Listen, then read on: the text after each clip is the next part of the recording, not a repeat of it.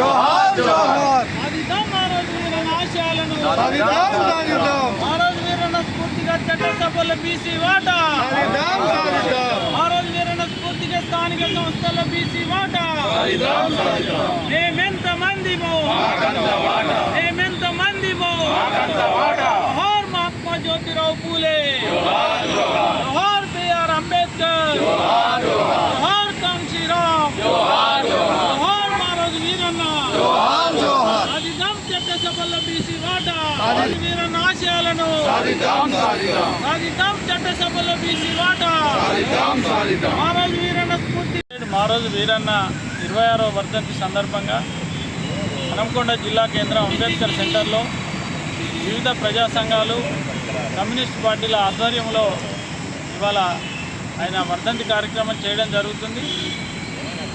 ఈ దేశంలో కులం ఉంది, కులము నిర్మూలన ద్వారానే వర్గం నిర్మూలన జరుగుతుందనే ఒక సూత్రాన్ని కనుగొన్న మారోజు వీరన్న కుల వర్గ నిర్మూలన జమిలీ పోరాటానికి నాంది పలికిండు.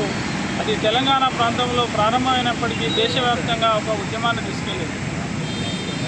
ఏకకాలంలో 2 లక్ష్యాలను ఎన్నుకున్నాడు మారోజు వీరన్న. తెలంగాణలో ఆంధ్ర వలసవాద దోపిడీ పాలన పోవాలని, అదేవిధంగా తెలంగాణలో బహుజన రాజ్యం ఏర్పడాలని లక్ష్యంతో తన ఉద్యమాన్ని ప్రారంభించి 1997లోనే మలిదశ తెలంగాణ ఉద్యమానికి ఆయన ప్రారంభించి సూర్యాపేటలో తెలంగాణ మహాసభను కూడా ప్రారంభం చేయడం జరిగింది. తెలంగాణ మహాసభలో ఇవాళ మనం అనుకుంటున్న తెలంగాణ సిద్ధాంతకర్త కావచ్చు, ఇవాళ బి ప్రకాష్ కావచ్చు, ఇలాంటి వాళ్ళందరినీ ఎంతోమందిని తెలంగాణ ఉద్యమాలకి మలిదశ ఉద్యమాలకి తీసుకొచ్చిన ఘనత ఇవాళ మారోజు వీరన్న ఉంటుంది. అలాంటి మారోజు వీరన్న కదలికలను ఆయన ఉద్యమాన్ని, ఆయన ఉద్యమ పూర్తిని గమనించిన ఆనాటి తెలుగుదేశం ప్రభుత్వం మారోజు వీరన్నని పట్టుకొని 1999 మే 16న ఊటక వెనుకంటలో కాల్చివేసిందనే విషయం అందరికీ తెలిసిందే. ఆయన చనిపోయి ఇవాళ వరకు 26 సంవత్సరాలు జరుగుతున్నా ఆయన స్ఫూర్తి ఇవాళ తెలంగాణలో కాదు, దేశం మొత్తం కూడా కొనసాగుతూ ఉంది. ఆయన స్ఫూర్తితోనే ఈ రాష్ట్రంలో కుల సంఘాలు ఏర్పడ్డాయి. కుల సంఘాల ద్వారా ఎంతో సామాజిక చైతన్యం చెందిన ఇవాళ అన్ని వర్గాలు, అన్ని సామాజిక వర్గాలు, అన్ని అణగారిన వర్గాలు ఇవాళ వారి వాటా కోసము పోరాటం చేస్తూ ఉన్నారు. మేమెంతమందిమో మాకంత వాటా కావాలనే ఒక నినాదము ఇవాళ మారోజు వీరన్న ఇచ్చిండు. ఆ వాటాల డిమాండ్లో భాగమే ఇవాళ కామారెడ్డి డిక్లరేషన్ వచ్చింది. ఇవాళ ఆ వాటా డిమాండు ఆయన స్ఫూర్తితోనే ఇవాళ తెలంగాణలో స్థానిక సంస్థల్లో 42% రిజర్వేషన్లు ఇవ్వాలని ఇవాళ అధికార పార్టీ కాంగ్రెస్ తీర్మానం చేసిందనే విషయం మనం ఒకసారి గుర్తు చేసుకుంటే ఆయన స్ఫూర్తిని మరింత ముందుకు తీసుకెళ్లాల్సిన అవసరం ఉంది.